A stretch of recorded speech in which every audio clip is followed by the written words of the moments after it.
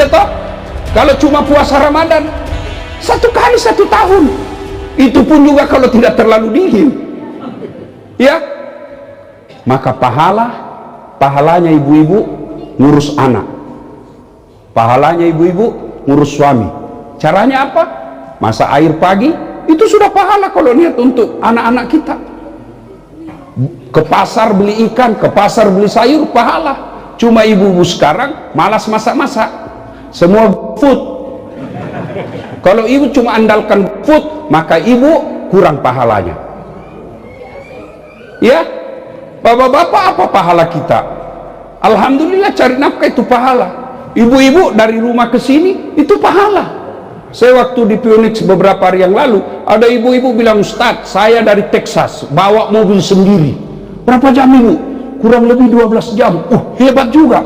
Selama perjalanan itu, kalau orang pergi menuntut ilmu, itu fisabilillah, jihad. Jihad. Kalau dia wafat dalam perjalanan, sama nilainya mati syahid. Ibu datang ke sini, langkah kaki itu pahala. Kan ibu bukan mau show force, bukan mau fashion show di sini. Iya toh? Cuma setan gosipin, halang-halangi kita. Akhirnya apa? Datang ke sini masih gosip. Orang masuk dilihat-lihati dari ujung kepala sampai ujung rambut. Dia nggak gosip tapi mukanya sinis. Dia apa itu? Apa? Kenapa? Apa? Palsu. Ya, itu cara setan supaya pahala kita habis. Nah, makanya ibu, kalau pergi perjalanan begini itu kan pahala. Kaki kanan 1 pahala, kaki kiri gugur dosa kecilnya. Bayangkan, apalagi kalau ibu jalan begini. Berapa langkah pahala itu?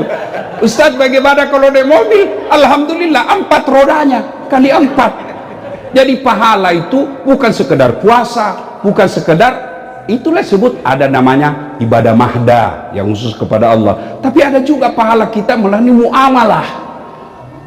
Muamalah itu kalau mau banyak pahala, sedekah. Kalau sholat hanya dapat pahalanya ketika sholat, haji hanya dapat pahalanya ketika haji.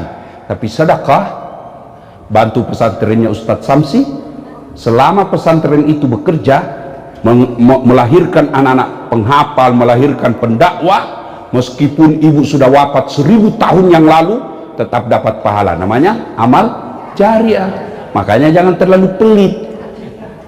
Kalau mau kasih masuk celengan, dia cari uangnya paling kecil. Begitu mau beli perhiasan paling besar. Ibu-ibu, kalau ibu meninggal, siapa yang pakai itu emas berlianmu? Bukan, istri kedua. Kawin lagi, Bu. Jelas ya? Jelas ibu? Mengaji baik, baca lagi terjemahannya, tambah lagi pahalanya. Dia pelajari lagi tafsirnya, tambah lagi pahalanya. Tapi kalau mendengar saja, itu kebaikan juga. Yang penting jangan berkata, saya tidak mau mengaji, hanya mau mendengar saja, saya tidak mau belajar itu bacanya. Kata jangan dan tidak mau itu tidak baik. Tapi hobinya untuk dengar sudah bagus. Wallahu a'lam bishawab. Oke, Bu? Sama-sama. You understand? Thank you very much.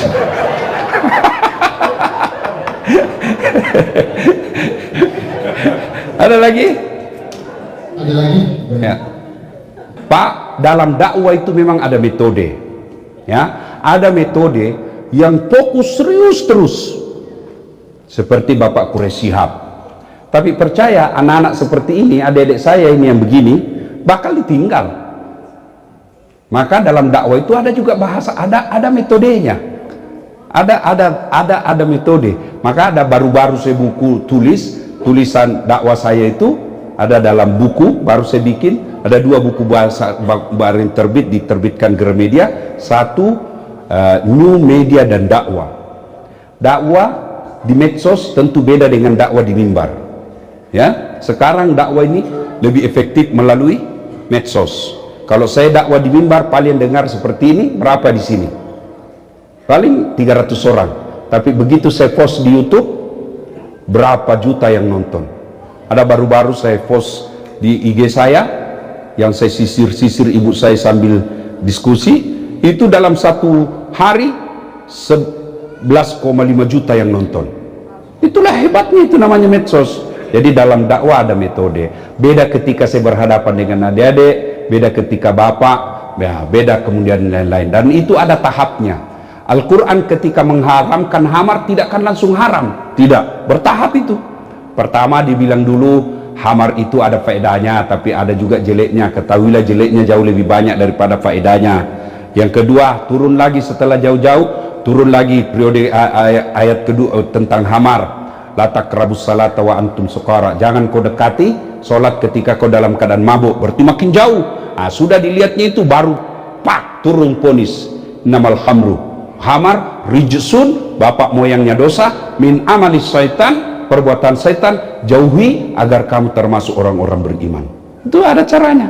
Jadi saya dalam berdakwah lihat dulu, oh ini yang penting senang-senang dulu, yang penting dia gembira-gembira mau dengar dakwah. Dan ada begitu, ada metodenya, ya. Terima kasih atas sarannya Pak, ya. Mudah-mudahan ada rezeki datang lagi. Amin. Ada lagi? Ada lagi? Ya.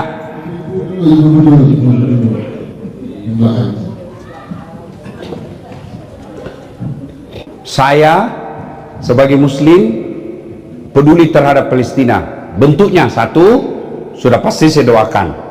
Yang kedua, saya tidak akan pernah mengkonsumsi lagi produk-produk yang menyerang mereka, ya.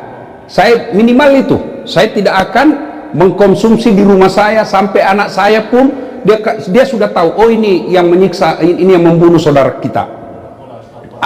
Tidak boleh sebut merek Pak, ya. Nanti saya malam tidak bisa pulang. Ya kan? Ya. Jadi ya, sampai ke anak kita diajarkan, perlihatkan ini loh perlakuan mereka. Caranya minimal itu, kita boikot, ya. Bapak-bapak membela Palestina tapi merokok. Rokok itu produk mereka. Minimal itu saya anjurkan. Yang ketiga, setelah itu saya kalau ada duit saya berderma, tapi ke pos-pos yang resmi. Karena banyak juga sekarang yang memanfaatkan itu. Harus catat yang resmi. Yang resminya kalau di Indonesia saya sarankan apa? Palang Merah Indonesia.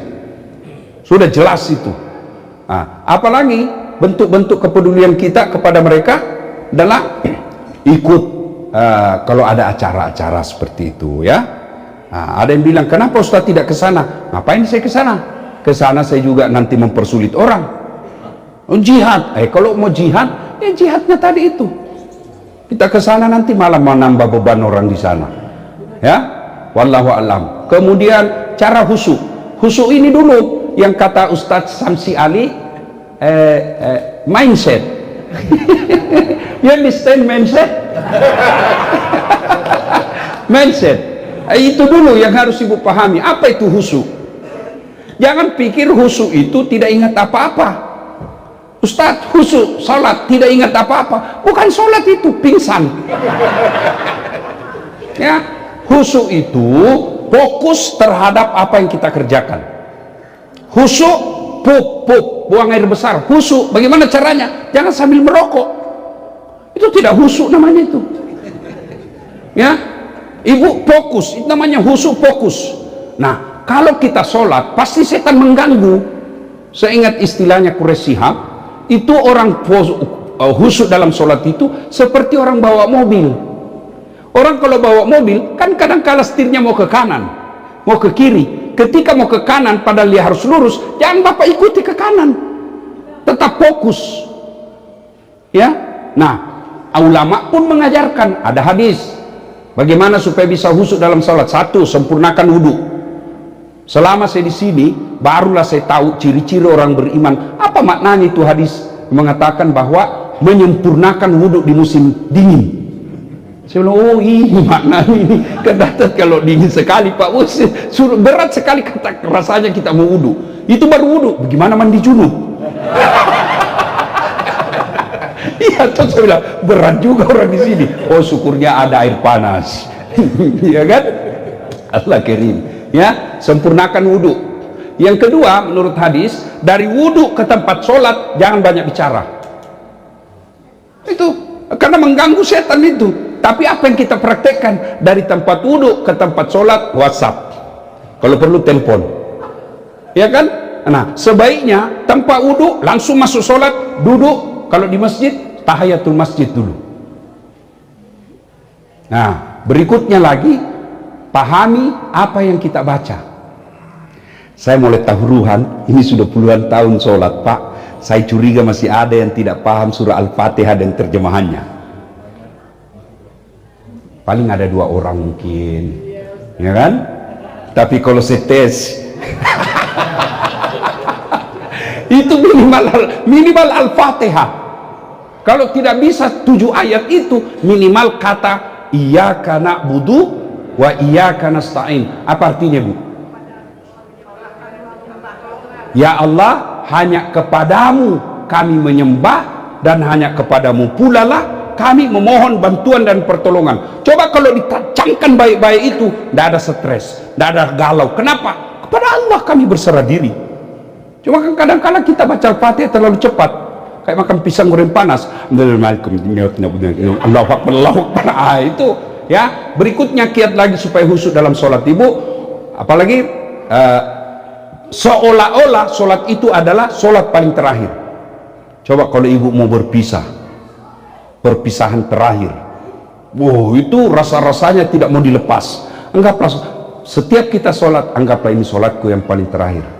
Nah, berikutnya lagi adalah ketika sholat jangan terlalu banyak gerakan.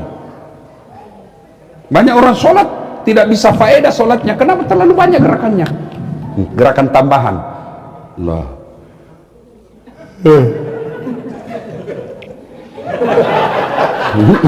Ngupil dia sholat, Pak. Sudah ngupil di karena ya kan, ada orang sholat kayak ditiup angin. Ada juga yang terlalu semangat. Ya bapak ketawa karena membayangkan diri sendiri kan. Nah, minimal itu ketika sholat jangan terlalu banyak gerak. Boleh, tapi menguranginya itu bagian daripada ikhtiar untuk meraih khusyuk. Ya. Nah, kemudian bapak usahakan laksanakan rukun-rukunnya sholat itu secara baik. Misalnya ruku yang baik itu kalau disimpan air ketika dia ruku, itu dia bisa enggak tumpah. Ya, di sini. Cuma kan kita kalau ruku belum lurus sudah naik. Ya kan? Saya tanya, kenapa cepat sekali? Kan saya sudah hafal, Ustaz. Kalau kau sudah hafal, bilang saja Allahu Akbar, bacaannya ya Allah sama kemarin, Assalamualaikum. Selesai kalau kau sudah hafal aja. Gitu. Tapi sholat itu ada rukun-rukunnya. Iya kan, Pak? Ya. Nah, itu beberapa kiat ya. Nah, yang paling penting minta pertolongan Allah Subhanahu wa taala ya. Nah, jangan pernah berpikir saya tidak mau sholat, tidak bisa khusyuk. Enggak. Mau khusyuk atau tidak, lakukan saja. Ya, saya juga tidak sependapat kalau ada ustadz yang katakan tidak diterima. Itu hak Allah. Lakukan saja, terima atau tidak urusan Allah Subhanahu wa taala. Idealnya memang sholat mencegah kita dari perbuatan keji dan mungkar. Idealnya kita harapkan seperti itu. Wallahu a'lam. Pertanyaan apa lagi tadi? Yoga. Banyak pendapat ulama. Saya salah satu pendapat yang tidak menyarankan ibu. Ya, oke. Ada juga yang membolehkan. Terserah ibu mau pilih mana. Kalau saya itu kalau soal fikih, Bu, ya, fikih itu namanya halal haram hukum Islam. Namanya fikih, ya. Saya kalau fikih, saya pendapat saya begini, fikih hukum. Allah tidak akan menanya nanti saat 4 tambah 4 sama dengan berapa. Kalau 4 tambah 4 choice-nya hanya berapa, Pak? Pasti hanya 1. Berapa? 8. Tapi Allah akan tanya, 8 kamu dapat dari mana saat? Boleh 9 kurang 1, boleh 5 tambah 3, boleh 10 kurang 2, yang penting 8. Banyak jalan menuju Roma, banyak jalan menuju Allah, ya kan? Yang salah kalau ibu sengaja melakukan kebatilan, sengaja melakukan kesalahan, sudah tahu ini tidak betul tapi ibu sengaja melakukannya, itu sudah melawan hukum Allah namanya. Kalau masih ada perbedaan, coba lihat ya, coba kalau bapak ke tanah suci, coba lihat orang meletakkan setelah takbir, takbirkan macam-macam bu. Pertama Allahu Akbar, ada yang begini kan? Yang kedua Allahu Akbar, karena hadisnya saya melihat Nabi takbir mengangkat kedua belah tangannya sejajar dengan bahu. Mana disebut sejajar, ada ulama yang begini. Kenapa sejajar begini? Dia lihat dari depan, maka dia begini, ya kan? Ada yang begini, Allahu Akbar, sejajarnya dari atas. Kenapa ada perbedaan ulama soal pemahaman makna kata itu? Karena tidak ada tutorial. Beda sekarang kan ada tutorial. Kalau kita beli sesuatu, ada videonya, ada audionya, ada visualnya. Jadi kita bisa seragam. Coba saya tanya bapak ibu, bapak-bapak, kalau saya bilang saya tidak makan, apa yang ada di benak bapak? Saya tidak makan, lapar, apa lagi? Puasa, apa lagi? Masuk angin, apa lagi? Haram, apa lagi? Alergi, apa lagi? Kenyang, apa lagi? Saya tidak suka. Itu baru satu kata loh pak. Saya tidak makan, sudah berapa bapak yang ada di benaknya? Begitu juga pemahaman ulama. Mereka tidak melihat gambar, mereka tidak melihat foto, mereka tidak mendengar audionya, maka terjadilah tafsir para ulama. Maka ketika ada yang menafsirkan ini, hargai. Yang jelek kalau bapak menyalahkan pendapat orang. Sudah takbir, macam-macam lagi itu peletakan tangan, Allahu Akbar. Nah, tangan pertama ada yang di atas dada. Ada bapak lihat orang sholat begini kan? Ada lagi Allahu Akbar antara dada dengan pusat, dia begini, ya kan? Ada lagi pas di atas pusat, Allahu Akbar. Ada lagi di atas, di bawahnya pusat, Allahu Akbar. Ada lagi Allahu Akbar begini, begini, silakan. Bapak mau begini silakan. Jangan orang bapak begini, orang di sini begini, bapak kasih. Salah pasti bapak itu. Ya, mau begini silakan, mau begini juga silakan. Yang salah kalau bapak pakai semua. Allahu Akbar. Ini golput. Jelas ya, ibu ya. Saya menyarankan sebaiknya tidak usah ikut, karena ada nilai-nilai agama lain yang masuk. Ya. Oke, olahraga Ustaz, lebih olahraga yang lain. Dah, cukup? Atau ada masukan dari Ustaz Samsi? Oke, tidak ada lagi? Ada lagi? Ya, silakan.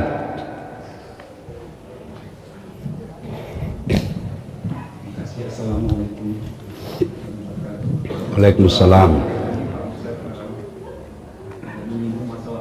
Bagaimana? Ya, yang begitu Pak, 1 dari 1000. Ya pasti ada kesesatan juga. Di Indonesia ini itulah risiko demokrasi, kebebasan berpendapat. Itu demokrasi. Di Indonesia paling hebat Pak, polisi paling hebat di dunia, polisi Indonesia. Dia bisa tangkap Jibril. Entah malaikat Jibril pernah ditangkap ada Pak. Jangankan itu, baru-baru ada yang bisa komunikasi dengan Tuhan. Dia telepon Tuhan, bayangkan Pak. Dan ada juga pengikutnya. Ada pengikutnya, itulah hebatnya. Itu resiko dari kebebasan berpendapat Pak. Tapi ya sekali lagi, Allah memberikan kita sensor namanya nurani. Bapak alhamdulillah lihat begitu gelisah, itu berarti Bapak masih punya sensor hati nurani, barang salah ini. Nah, soal kemana kita berguru, ya sebaiknya lihat dulu ya, mazhabnya apa ini Ustadz, ya kita lihat. Kalau sudah kita lihat, tanya ke Ustadz yang lain. Saya punya kesimpulan soal Bapak itu, agamamu adalah siapa gurumu. Nah, itulah pentingnya juga negara membuat regulasi. Seperti Malaysia kok tidak ada begitu, jarang kita dengar. Kenapa? Karena negara hadir untuk membatasi kebebasan.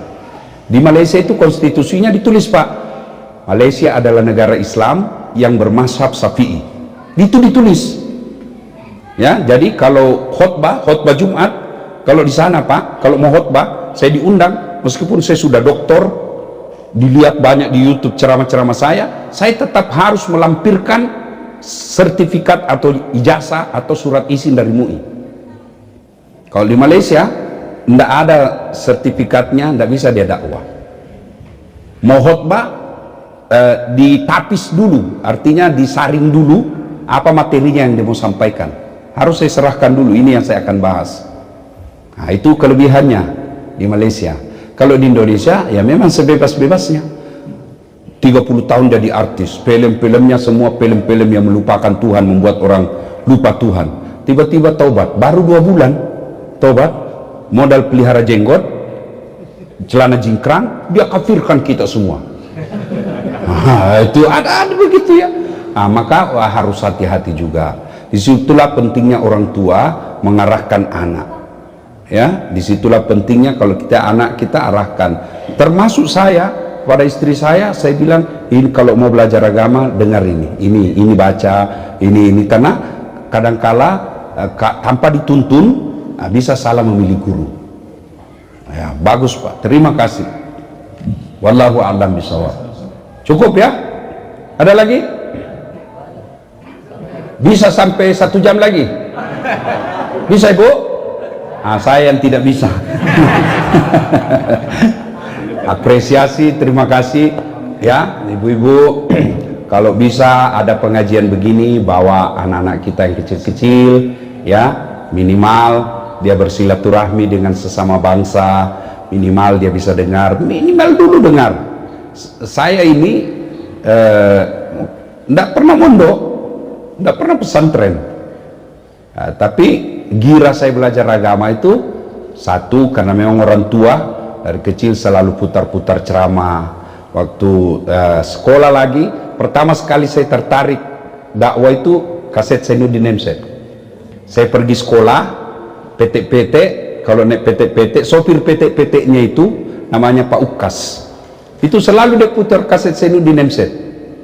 Saya yakin selama saya berdakwah, almarhum yang punya PT-PT dapat pahala. Karena dari situ saya terinspirasi untuk belajar dakwah. Nah, makanya kalau Bapak Ibu dengar dakwah saya itu, metode dan tata cara sistematika dakwah saya mirip Zainuddin Nemset, cuma Zainuddin Nemset versi Betawi, saya versi Bugis. Ya, ada orang bilang, apa itu beleng-beleng Ustaz? Ya? Bodoh, bukan. Kalau bodoh itu tidak kena hukum Bu. Beleng-beleng itu tahu salah tapi dia lakukan. Itu beleng-beleng. Dia tahu berdosa kalau tinggalkan sholat, tapi dia tidak sholat. Itu beleng-beleng. Dia tahu selingkuh itu salah, tapi dia lakukan. Itu beleng-beleng. Dia tahu korupsi itu salah, tapi dia lakukan. Beleng-beleng. Di korupsi 300 triliun tidak masuk juga akal saya Pak. Akhirnya banyak di medsos. Biarlah saya kasih saya 2 triliun, saya siap di penjara 10 tahun. Itulah. Tapi mau apa, itulah negara kita Pak. Ya, cukup Bu.